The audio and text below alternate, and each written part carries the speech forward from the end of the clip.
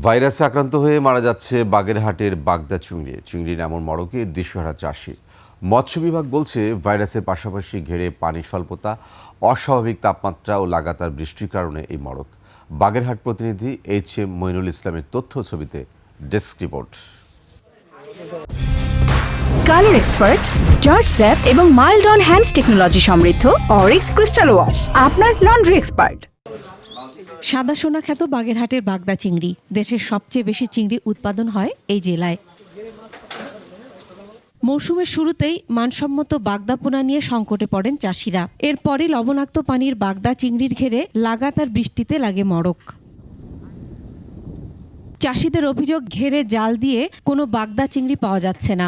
গত বছরের তুলনায় এবার উৎপাদন অনেক কম। এতে কোটি কোটি টাকার ক্ষতির মুখে পড়েছেন চাষিরা। পুঁজি হারিয়ে দিশেহারা চিংড়ি চাষি ও ব্যবসায়ীরা। 2.5 বিঘে ঘেরে অন্য বছর যা পাই, যাও বেঁচে থাকার মতন কিছু হয়, এবছর তো পাই না। আমি 3 দিন আগে একটা মাছ পাইছি, আর আজকে খেউ দিয়েই একটা মাছ পাইছি।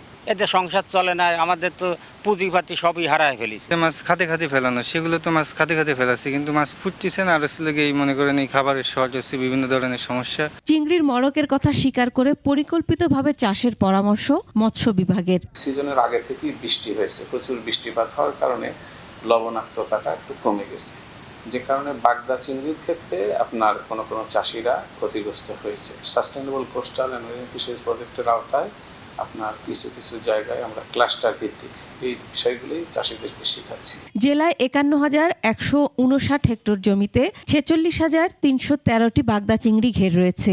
গত অর্থ বছরে 20,940 মেট্রিক টন বাগদা চিংড়ি উৎপাদন হয়েছে। এবার উৎপাদনের লক্ষ্যমাত্রা নিয়ে শঙ্কায় চাষিরা।